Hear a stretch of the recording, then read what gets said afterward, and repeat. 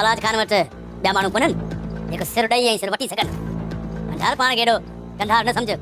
कंधार तव्हांजे नज़र में भली न हुजां सरदार साईं, पर वफ़ादार आहियां। तव्हांजे हुकुम खे ज़िंदगी खां मिठो पाईंदो आहियां।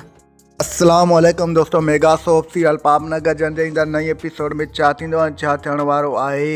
छा मिठल खे आज़ादु करण में पुलिस जो हिन में को फ़ाइदो हूंदो? छा शेरदिल खे पुलिस आख़िर छॾे ॾींदी वॾेरे बालाज खान जे चवण ते? छा मल्हार वारा घणो देरि पुलिस खां बची सघंदा? इन जी सॼी तफ़सीलात ॼाणण खां पहिरियां जेकॾहिं अव्हां असांजे यूट्यूब चैनल ते नवां आहियो त महिरबानी करे असांजे यूट्यूब चैनल खे सब्सक्राइब करे घंटी जे बटन ते प्रेस करे नोटिफिकेशन ते ऑल करे छॾींदा, जीअं हर ईंदा नई नोटिफिकेशन सभु खां पहिरियां अव्हां ॿाहिरि ताईं वक़्त में पहुची सघे।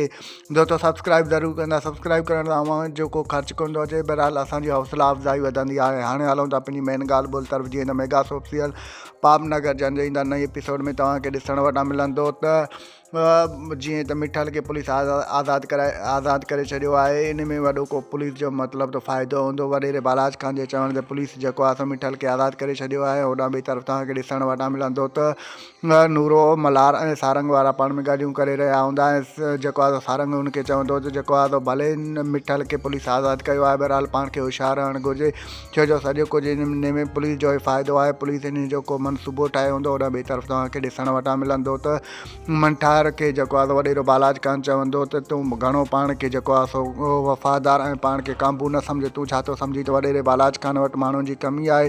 मुंहिंजे हिकु जेको आहे सॾ ते जेको आहे मुंहिंजा हज़ारे जान निसार आहिनि, मुंहिंजे लाइ जान क़ुर्बान करण लाइ तयारु आहिनि। जीअं त मंठार वॾेरे बालाज खान खे चवंदो त भले तव्हां जेको आहे त मूंखे कुझु बि न सम्झो, बहरहाल मां तव्हांजो वफ़ादार आहियां। होॾां ॿिए तरफ़ तव्हांखे ॾिसण वटां मिलंदो त वॾेरो बालाज खान शेरदिल खे मारण जी भरपूर कोशिशि में हूंदो। बहरहाल शेरदिल बि तव्हां ॾिसंदो त हुनजे दिलि में, सीने में शींहं जी दिलि आहे। उहो बि कंहिंखे वठि ॾियण वारो न आहे। दोस्तों असांजो रिपोर्ट तव्हांखे कीअं लॻो? जेकॾहिं पसंदि आयो हुजे त महिरबानी करे पंहिंजो क़ीमती राय कमेंट सेक्शन में ज़रूरु